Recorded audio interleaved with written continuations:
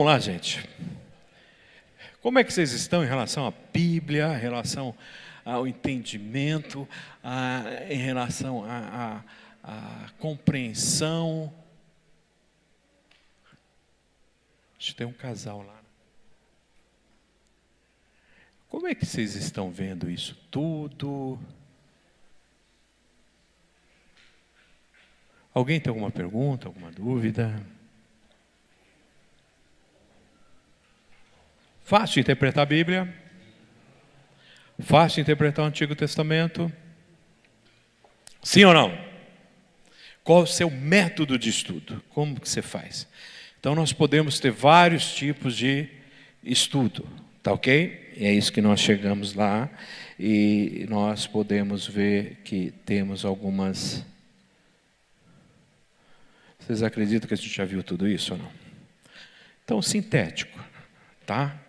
Eu vou pegar um versículo, em cima daquele versículo eu vou fazer uma aplicação, eu vou fazer um estudo em cima daquele versículo. Tá bom? Analítico. Eu posso fazer uma comparação com esse versículo com os demais versículos. Tá certo? E aí eu vou fazer a análise daquele versículo dentro de um contexto e dentro de um contexto maior. Tá bom? Tópico, aquilo que eu falei, são vários versículos para tratar de um assunto, mas necessariamente eu não me preocupo com o contexto. Eu não me preocupo com o contexto, eu me preocupo com o assunto. Então, era uma das coisas que a gente questionava muito na faculdade teológica, a gente não gostava muito desse tipo de sermão, que era chamado sermão topicão. Então, você pega 4 versículos e às vezes os versículos não estão falando um com o outro. E são versículos fora de contexto. Tá certo? Então, vamos pegar um texto fora do contexto.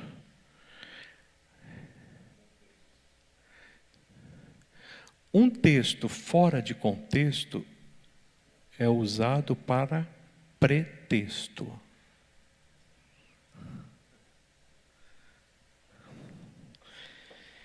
Gideões foi guerrear. E Deus foi diminuindo o número de soldados até que conseguiu 300 gideões. Tinha 300 gideões? Não, tinha um só. Gideão só, mas tinha 300. Aí agora a gente vai fazer o corredor dos... Porque se a gente tiver 300 gideões e você passar no meio deles...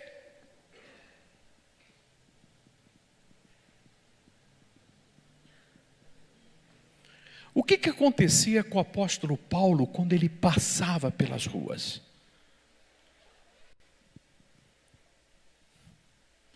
Quer ver? Quem acha um texto aí no Google aí? Lencinho de Paulo, do apóstolo Paulo.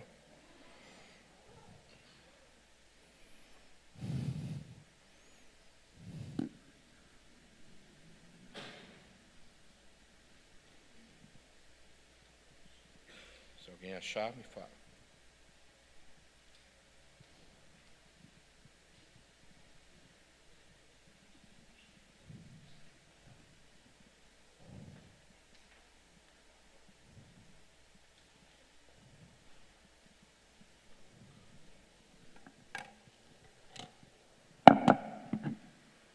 Eu acho o versículo para vocês.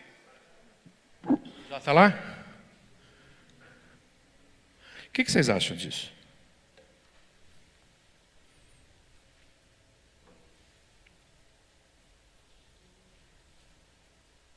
Nossa, está rápido o negócio aqui hoje, tá? Se eu pensar alto, o texto já aparece.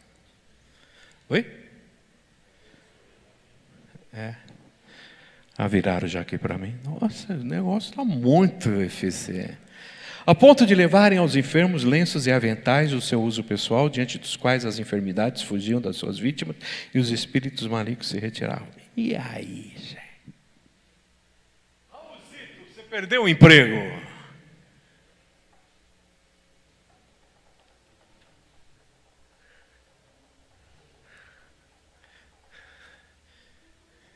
Quem quer comprar minha camisa? camisa ungida, untada assim, cheia de suor.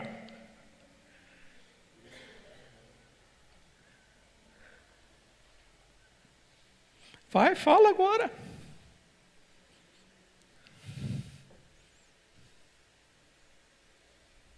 Pode ou não pode? O que vocês acham disso?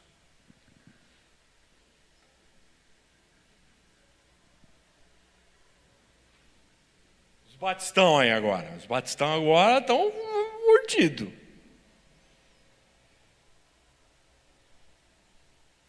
Eu posso firmar uma doutrina em cima disso, que se eu pegar um lenço meu e vender esse lenço. Então, vocês já viram alguém vender esse lenço? Já viram ou não? Já viram o pastor vendendo lenço, vendendo... Já viram isso?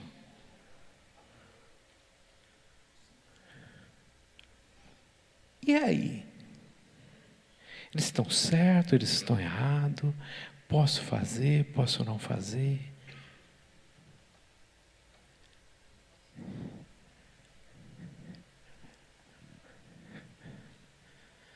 E impondo-lhes Paulo as mãos, veio sobre eles o Espírito Santo, e tanto falavam em línguas como profetizavam.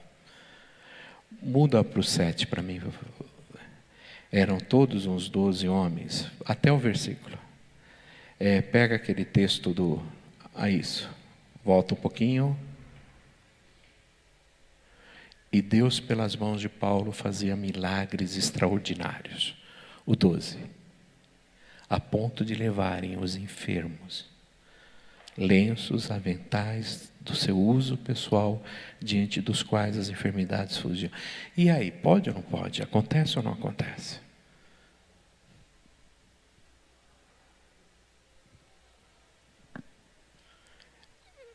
Qual a diferença disso e a diferença do que é feito hoje? Tem diferença? Qual a diferença que existe? Oi? Hoje é feito com qual objetivo? Qual objetivo? Lucro. Charles Swindoll, ele era seminarista, casado, estava com o bebezinho. Ele foi para a aula, depois da aula ele tinha que ir para casa e levar pão e leite. Só que antes ele foi para o culto.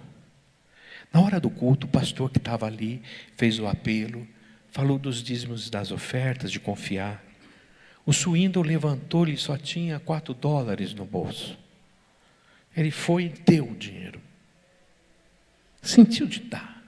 Quando ele chegou em casa, a esposa dele, Cindy, olhou para ele e falou assim, ela olhou para ele: Chuck, cadê o pão e o leite? Ele falou: dei de oferta.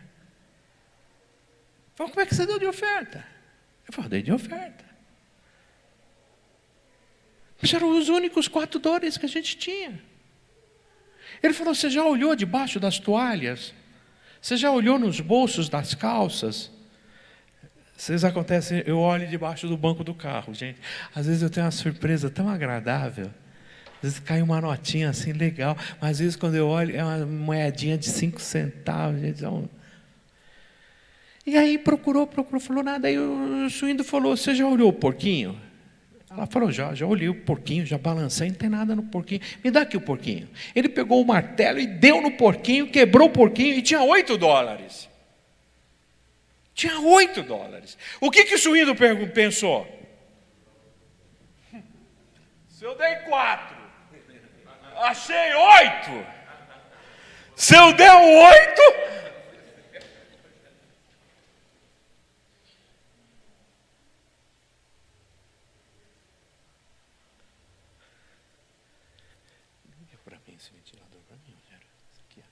Se eu der 8, vai funcionar? Por que não vai funcionar? Por que não vai funcionar?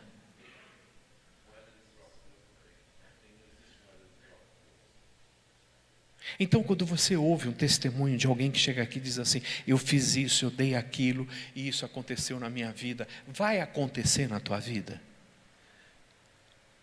A minha experiência serve para ser a tua experiência.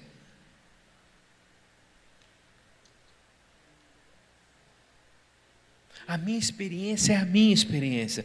Por exemplo, que nem ela. Ela sai um dia à noite, sozinha, né, solteira, orando para Deus colocar alguém na vida dela.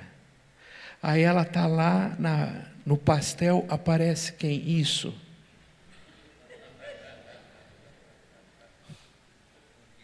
Foi um milagre de Deus. Isso vai acontecer alguma coisa, não? Isso vai acontecer alguma vez na vida? Se todo mundo que orar e for na feira comer pastel, vai achar um marido? Não sei, pode ser que ache melhor.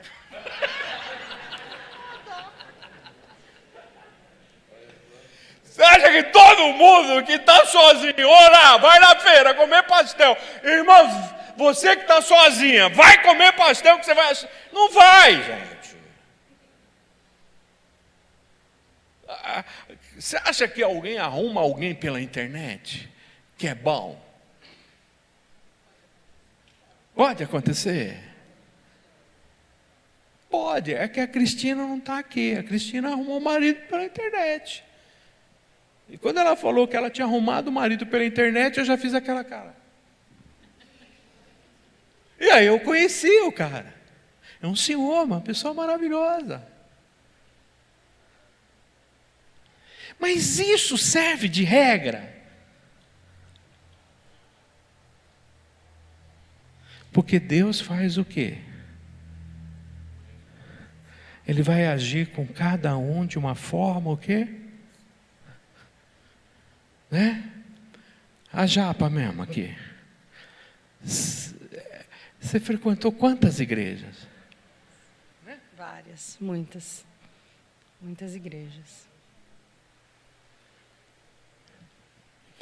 Em um determinado momento na vida dela, que ela tinha perdido assim, a referência, quando eu cheguei em Jundiaí, o salão que se falava em Jundiaí era dessa Yara, a japonesa, Yara, e de repente ela fechou o salão. Fechou o salão para fazer o quê? Vender o quê? Herbalife. Herbalife. Quebrou todo mundo da família.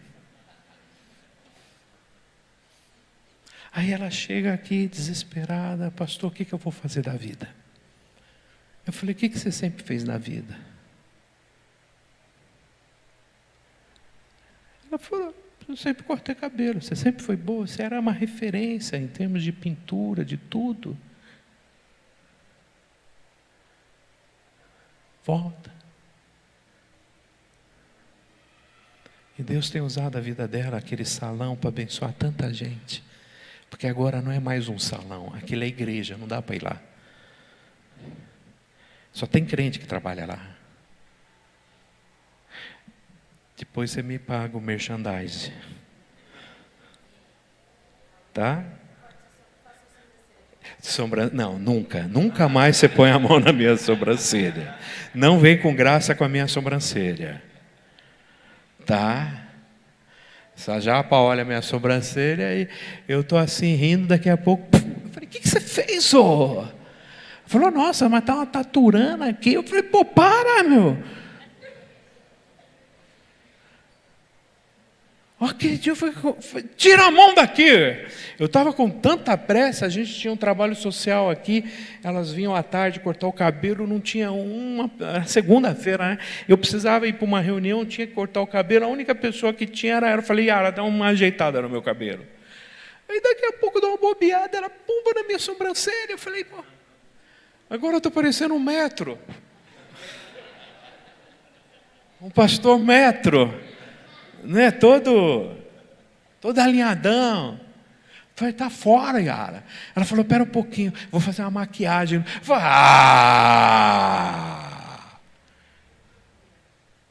dá ajeitada no senhor. Vai dar ajeitada nada. Tem gente que precisa mudar de ramo, que vai ser melhor. Então a experiência da Yara, todo mundo que volta a fazer o que era, é bom.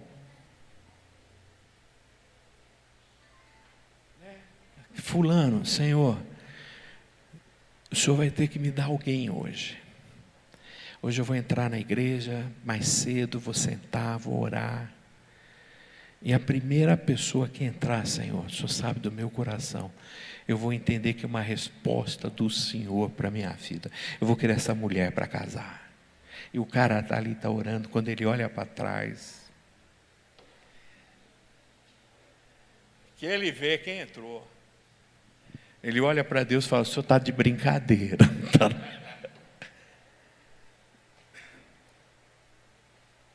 Eu não posso formar doutrina no quê? Num versículo fora do contexto. Ah, mas está na Bíblia. Paulo fazia isso. Então eu não quero entrar no mérito, mas eu já fui em igreja que acontece isso, né? Ah, você que trouxe a roupa, põe aqui carteira de trabalho, carteira de motorista, chave, e aí ficava um negócio assim cheio de gente. Aí o pastor olhou para mim: o senhor ora? Eu falei: não, oro não, querido. Vou orar não. E por que eu não fui orar? Porque eu não creio. Eu olhei para ele: pastor, não é um hábito da nossa igreja. Fica à vontade. Respeito a sua igreja, respeito o que o senhor está fazendo. As pessoas creem nisso, o senhor crê. Amém. Sapo de fora aqui sou eu. Eu sou o sapo de fora. Na minha igreja não tem isso. Mas na do Senhor tem. Amém. Eu estou aqui e vou respeitar. Eu não vou falar absolutamente nada. Tá certo? Pode voltar lá o meu biográfico. O que é biográfico? O que é um estudo biográfico? Eu não sei se vocês já pararam para pegar um personagem da Bíblia e ver tudo que a Bíblia fala desse personagem. Tudo que a Bíblia vai falar. Vocês vão ver que muitas vezes em outro texto vai dizer algo desse personagem que vai trazer muito mais luz do que no próprio lugar aonde ele está. É muito gostoso fazer. Quem que é o seu herói bíblico? Quem que é o seu principal personagem bíblico? Quem? Quem que você olha assim e fala: poxa, se eu pudesse, se eu chegar no céu, a primeira pessoa que eu vou procurar é ele. Eu quero conversar com ele, eu quero sentar com ele. Quem que quando você chegar no céu, você quer sentar e bater um papo? Quem? Com quem? Com o Pedro? Com o Davi? O que a senhora quer perguntar para ele? Davi, por que você pisou na bola? Foi isso? Quando você chegar no céu, quem que você gostaria de bater um papo, conversar? Você já parou isso? Primeiro, acho que você tem que se preocupar em chegar. A primeira preocupação tua é se você vai chegar. Tá, você chegou, amém? Agora que você está lá, com quem que você quer procurar? Quem? Por que você quer o Adão? Pô, você quer dar uma coça no Adão?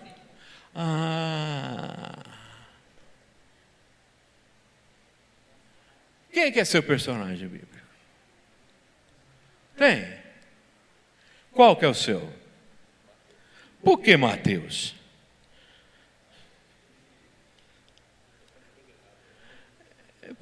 Porque ele fez coisa errada, é isso? Como é que você sabe que ele fez coisa errada? Que estudo, cara? O que você está falando do Mateus? Você está queimando o Mateus? Era nerd? Você acha que Mateus era nerd? Era coletor de impostos e fez coisa errada. Que coisa errada que ele fez? Então, você larga a mão de falar mal dos outros. Você sabe quem que é meu personagem bíblico? Dentre os nascidos de mulher, não houve um homem maior do que ele. Dentre os nascidos de mulher, não houve um homem maior do que ele. Ele não escreveu nenhum livro da Bíblia. Ele não curou ninguém. Ele não abriu uma igreja e morreu com 30 anos.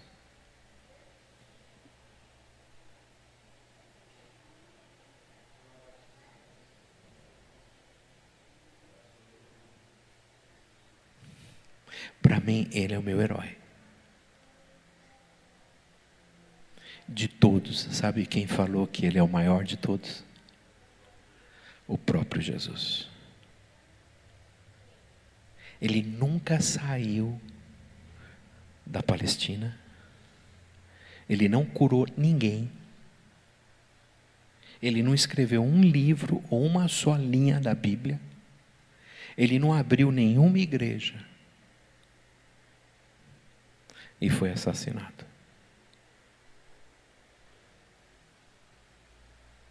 Eu não sei se você gosta dele.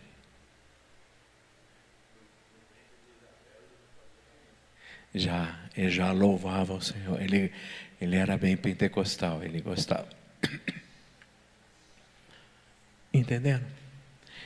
E uma frase dele que eu acho linda: convém que eu cresça e que Jesus diminua. Não? Não foi isso? Como o contrário? Ele não falou isso? Convém que eu não sou digno do quê?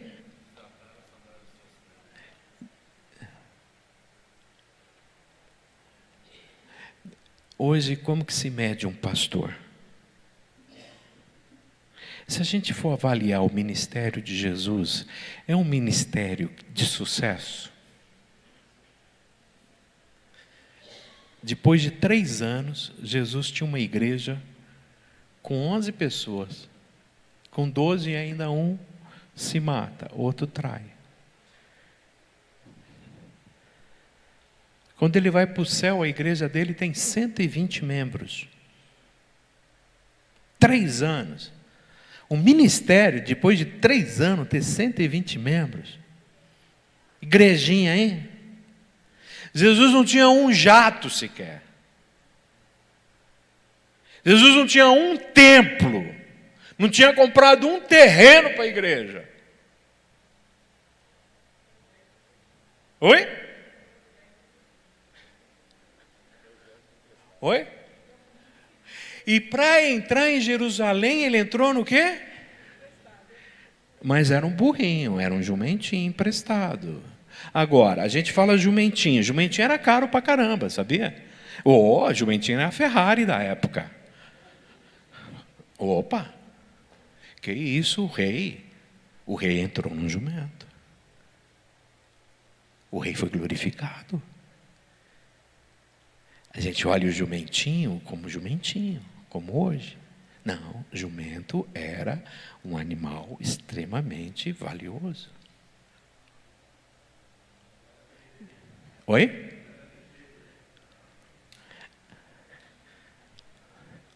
Uma vez perguntaram para um aluno, numa universidade: esse teu Cristo é tão rico e tão poderoso, ele é tudo isso que você fala, por que até para morrer ele pegou um túmulo emprestado? Sabe por quê? Porque ele só ia passar um final de semana.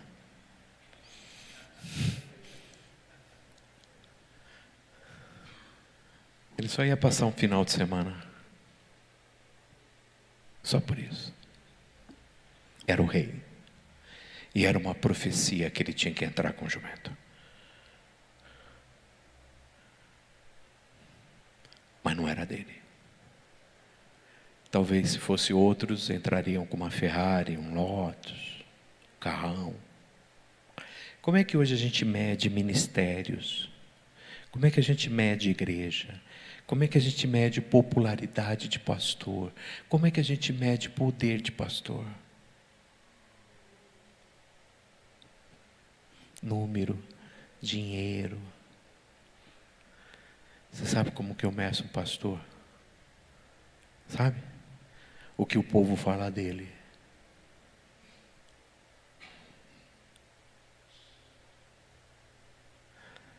Sempre pergunto, e aí, aquele pastor, como é que é?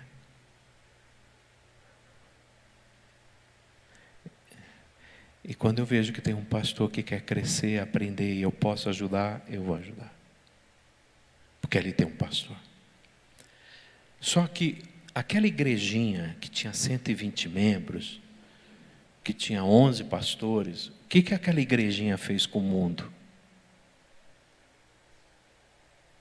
Aquela igrejinha não fechou até hoje.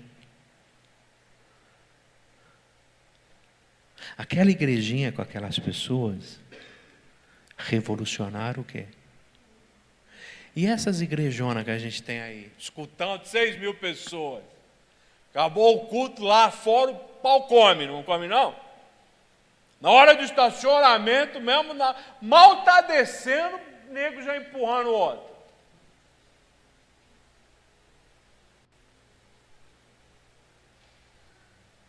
Igrejão lindo, gente para tudo quanto é lado, coral maravilhoso, mãozinha para cima, choro para tudo quanto é lado, unção, revelação, poder. Se talvez naquele culto alguém falasse o seguinte: irmãos, tem um hospital aqui do lado e precisa de 100 doadores de sangue. Ai.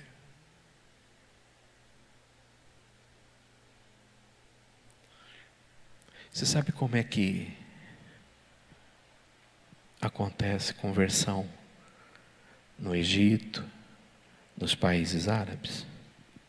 Esse lencinho. O cara põe um lencinho e o cara é curado. Sabia?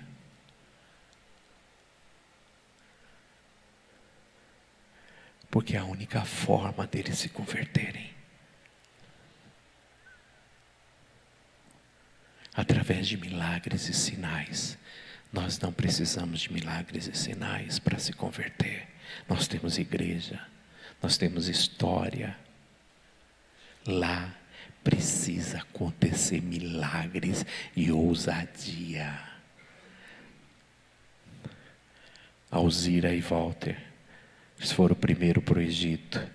E ninguém entrava, ninguém conversava com o Walter e a Alzira, porque a Alzira tinha 34 anos e não tinha filha.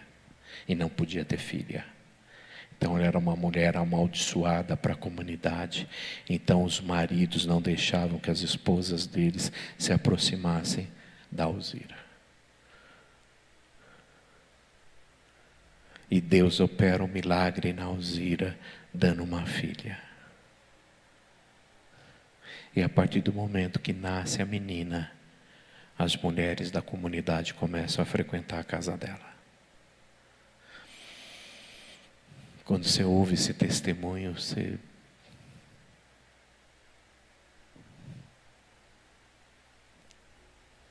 Lá, só no milagre, para haver conversão. Aqui, o milagre é para quê? Para conversão. Milagre é para quê? Autentica quem o milagre aqui no Brasil? A mensagem ou o mensageiro? Quem que é glorificado com o milagre no Brasil? A mensagem ou o mensageiro? Então, o milagre autentica a mensagem. Ele faz com que essa mensagem se torne o quê? Transformadora. E não mensageiro. Vamos fazer uma comparação bem vulgar aqui. Aqui você vota nesse país em pessoas ou em partido? Oi? E aí o que essa pessoa que você votou dentro daquela ideologia de partido vai fazer com você? Porque você votou na pessoa. E o cara está naquele partido, e aquele partido não vai votar conforme aquela pessoa. Ontem eu vi um negócio, essa semana, de um pastor olhando para aquela mulher da CPI, a relatora, e disse para ela: minha irmã, você foi eleita com os votos dos cristãos do nosso estado. Você é minha ovelha, eu sou o teu pastor. Por favor, vote com a tua consciência cristã.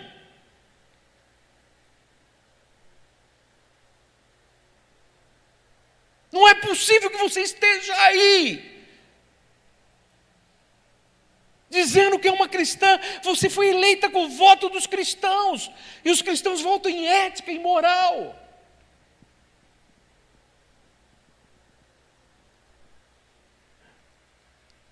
Eu fiquei arrepiado de ver aquilo ali.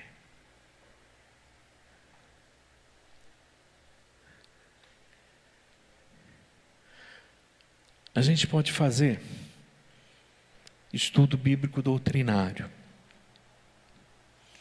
E aí nós vamos precisar da teologia. Então, teologia é Bíblia? Não. Teologia é o estudo sistemático da Bíblia. Mas não é Bíblia. Sabe qual é o livro que você menos lê quando você faz um curso teológico, quando você faz teologia? Sabe qual é o livro que você menos lê?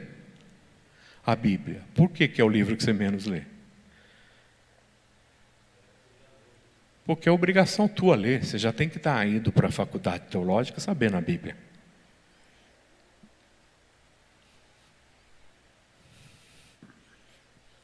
E devocional. Devocional, quer ver? Tem muitos devocionais.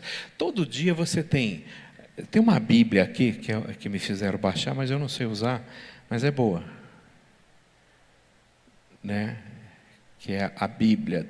E ela tem devocional todos os dias. Ela tem você pode ouvir. Essa aqui, ó. Se você quiser, se você quer ouvir a... Não sei. Não consigo também ler também. Está aqui, eu tenho, mas eu não leio. Tá? Mas assim, eu quero ouvir um texto bíblico, eu estou dirigindo e eu quero ouvir a Bíblia. Você vai lá, ele lê para você o capítulo 1, capítulo 2, capítulo 3. Tá? Eu não sei se é isso aqui, vê isso aqui para mim. Essa vermelha aí. É essa mesmo? É? Não, como que é o nome?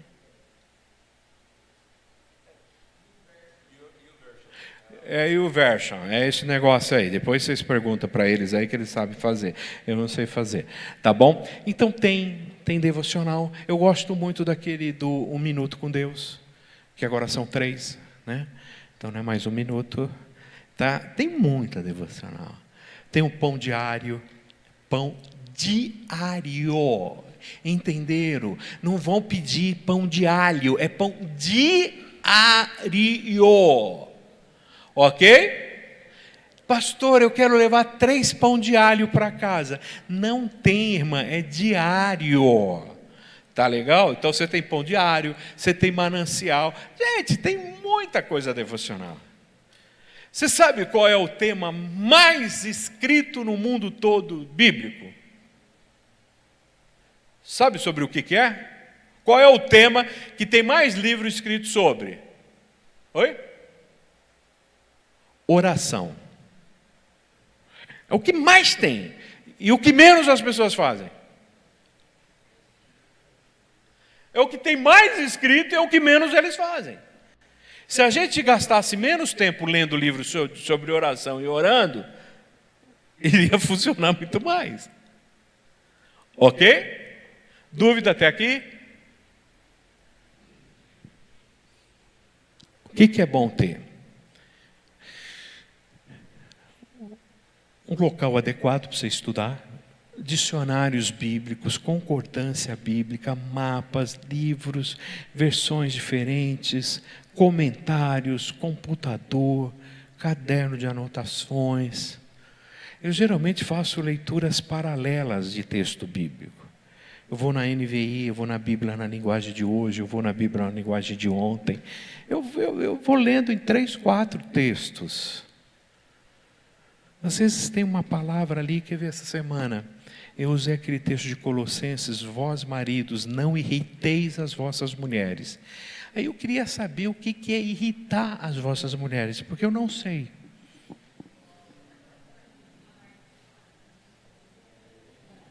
Tem uma coisa que eu não sei, é isso. Eu quis saber como é que irrita uma mulher.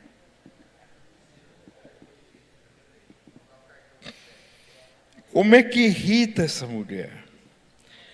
Ó, eu só posso andar nesse carro. Mas por que você não anda nesse?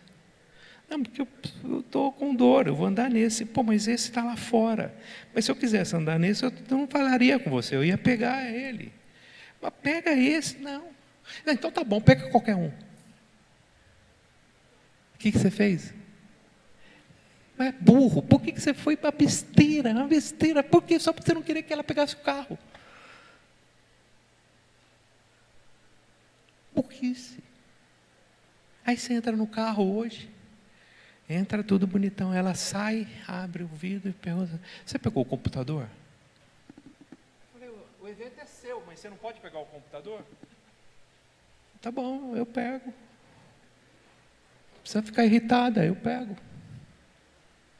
Como é que irrita? Sabe o que quer dizer essa palavra, irrita? Amargo. Não seja amargo. O que irrita a mulher é quando o cara é amargo. É amargo.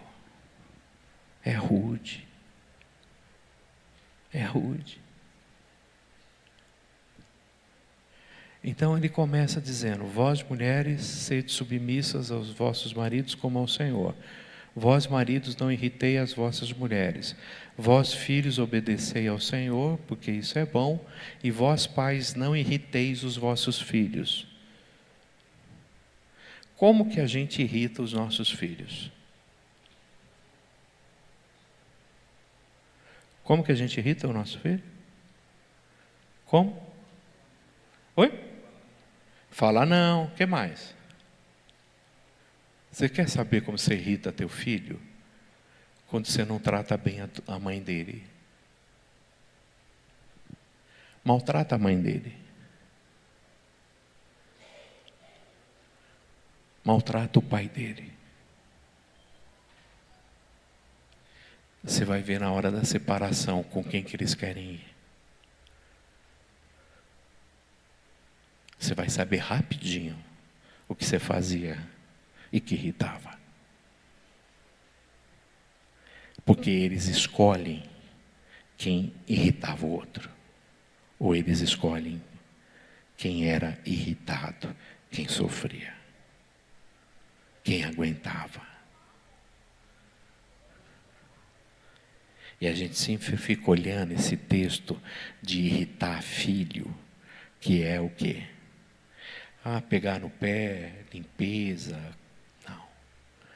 O que irrita filho é a forma como o pai trata a mãe. Isso irrita. E pode ter certeza que uma hora ele vai vir em cima de você e vai te pegar. Todas as histórias que eu sei de filhos que bateram em pai foi para defender a mãe. Foi para defender a mãe. Oi?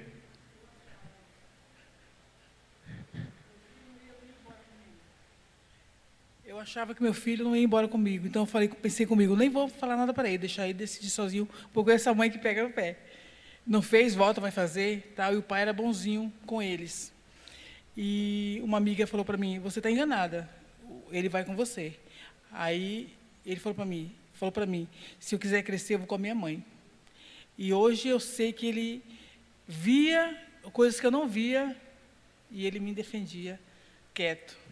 E ele veio comigo, o meu mais velho, porque o pequeno vinha comigo mesmo, né? Mas o mais velho eu achava que ia ficar com o pai, e foi exatamente o contrário. E hoje eu ministro na vida dele para amar o pai, para ir atrás dele, para conversar com ele. Outro dia ele estava em depressão, falei: vai lá, teu pai precisa de você hoje. Ele: depois eu vou, senão você vai hoje. Se não quiser ir sozinho, eu vou com você. Peguei, fui com ele. Os dois escolheram ficar com você? Não sei, se ele também não tinha opção, né? Tinha que ir com você. O mais velho, milagre, hein? E eles aguentaram você? Porque aguentar você, quer ver uma coisa? Pensa bem. Fica em pé, Jaci. E aí, dá para encarar? Não. Dá, vai. Encara, não. Encara para você ver. Faz parte do grupo dos seus amigos, né? É isso. Então, Jaci, olha o tamanho da Jaci. E ela é mansa, né, Jaci? Nossa, Jaci, eu estou falando.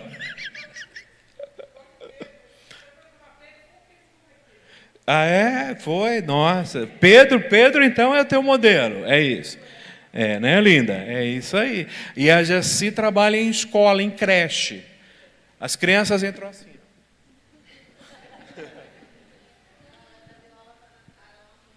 Isso aí é o amor aqui. Pastor, só para compartilhar aqui, na única vez que eu parti para as vias de fato contra alguém assim, foi contra o meu avô, porque ele sempre maltratou muito a minha avó, a quem eu a chamava de mãe também, porque devido a minha mãe trabalhar, né, ela quem me criou. E meu avô sempre teve muito preconceito contra evangélico, contra preto, né, no caso meu pai era preto, contra qualquer coisa que não fosse italiano, né? E então, assim, na única vez que aconteceu e eu parti para cima dele mesmo e fui obrigado pelo meu pai a pedir desculpa, ainda foi por conta que ele estava maltratando muito essa minha avó, que já está com o senhor, inclusive. Filho não aceita que maltrate a mãe dele. Pode ter certeza disso. Filho não admite isso. Se eles tiverem que tomar um partido, se eles tiverem que defender, eu tenho uma bronca que eu sempre estou errado em casa. Sempre sou eu que estou errado. Filho vai depender da mãe. Agora, mãe que irrita, pai que é bom, filho odeia essa mãe. Não vem com esse negócio só porque é a mãe que é mãe. Porque tem mãe ruim. Tem mãe ruim também. Então é muito bom ter comentários. Às vezes aquele versículo, puxa, e assim, vocês têm uma vantagem hoje que a gente não tinha. Hoje tem internet. Tem muitos comentaristas, tem muito texto, tem muita coisa boa hoje. Tomar cuidado com o site que vocês consultam, né? Então tem lá, jw.org. O que é jw.org? Church Christ. Quem que é Church Christ? Mormons. Veritas. Católico. Então, tem um monte de nome lá que você não sabe o que é e que está comentando o texto bíblico. E você entra de gaiato e não procura saber de onde que é a origem. Novo Mundo. Quem que é Novo Mundo? Testemunho de Jeová. IURD. Universal. Tem coisa boa? Tem, mas eu tenho que filtrar. Então, geralmente, quando chega para mim com aquele negócio, casamento blindado. Nossa, gente. Como que... Vou falar mal mesmo. Então, é casamento blindado, é isso? Como que os seus obreiros têm que fazer vasectomia e não pode ter filho? Como que o pastor da Universal tem que fazer vasectomia e não pode ter filho? E o cara vem falar de casamento blindado?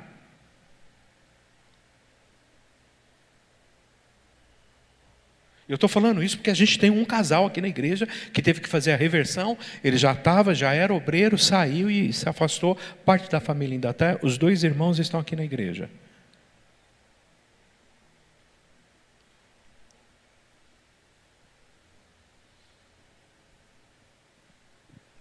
Eu preciso saber a origem do que eu estou lendo.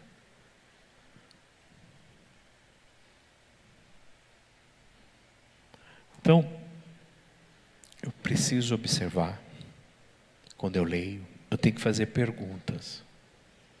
Sempre interpretar. E qual é o maior problema da Bíblia? Aplicação. Então, o que a gente vê sempre, na maior parte dos sermões, é como que eu vou aplicar aquele texto na vida de alguém. Tá? Então, eu explico, falo o que é, Irmãos, isso foi escrito em tanta época, por quem?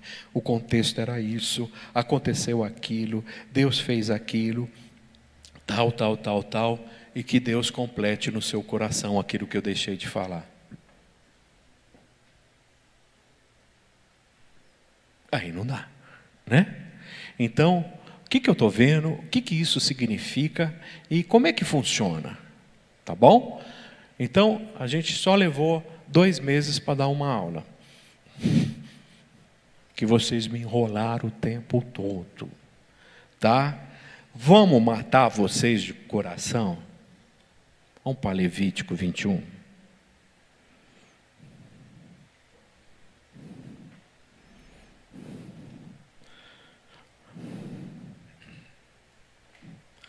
Ou vamos deixar Levítico 21?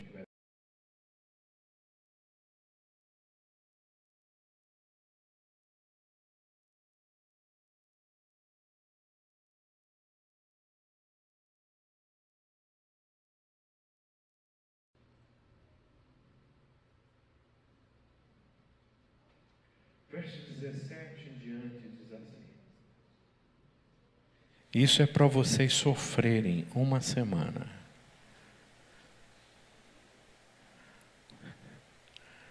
Pronto? Levítico 21, de 17 em diante. Vamos lá? Deu?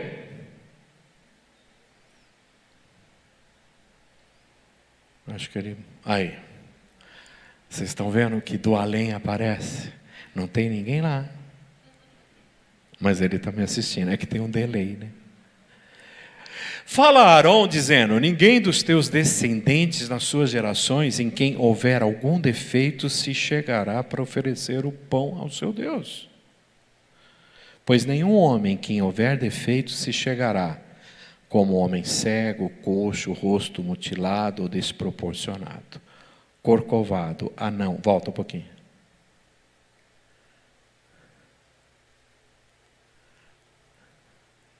O homem que tiver o pé, ou volta 18, perdão.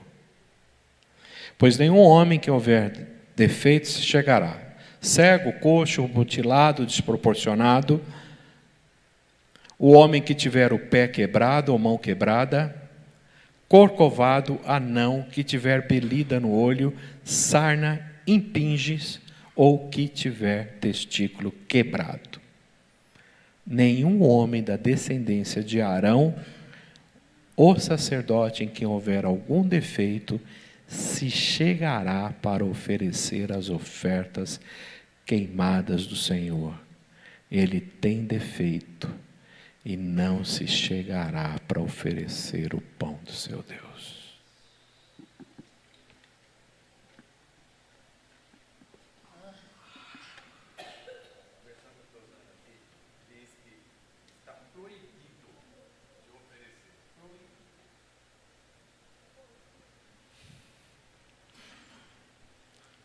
Problema de vocês.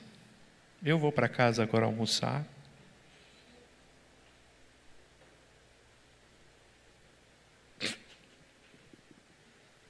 E aí?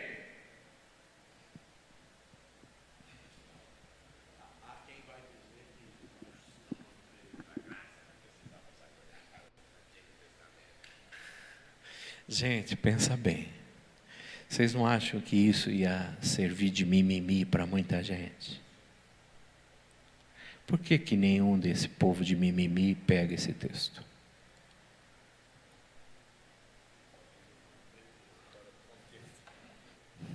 Por quê?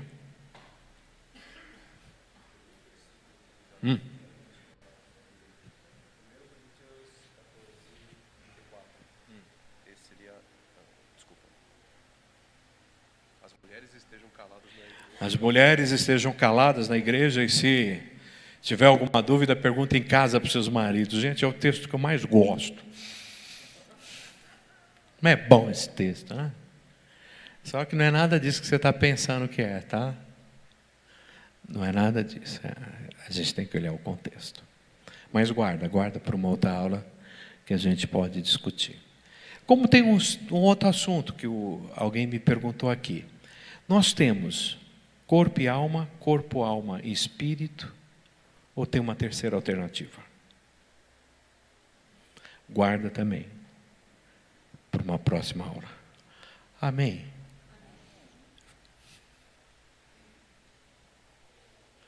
Tarefa de casa, eu quero a resposta para esse versículo. Oi? Que o domingo que vem chegue logo, tá bom? Então tá bom, gente, tudo bem? Ficou tudo bem em paz? Está todo mundo em paz? Está todo mundo tranquilo? Então, semana que vem a gente responde isso aí? Eu vou responder? Eu não. Semana que vem. Ok? Vamos orar então, vamos agradecer a Deus e daí a gente vai tirar algumas verdades. Só vou trazer uma luz para vocês. Para quem que foi escrito? Essa recomendação é para um sacerdócio, é para sacerdotes. Quer ver uma coisa? Se a gente tiver que contratar alguém na igreja para dirigir a van da igreja, dá para contratar cego? Vamos contratar um cego? Vamos contratar alguém para dirigir o louvor da igreja. Ele é mudo. Serviu alguma coisa? Pensa bem. Olha, eu já te dei uma dica desse texto. E tem vários textos que diz que Deus criou o cego, o surdo, o mudo.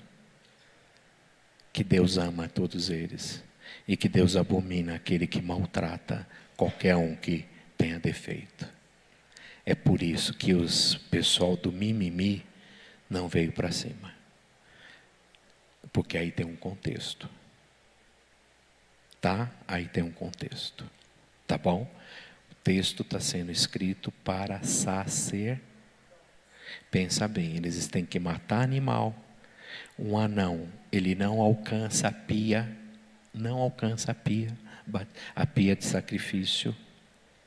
Outra, tinha que ter alguns serviços, como entrar no Santo dos Santos. Então, é como sacerdote, ok?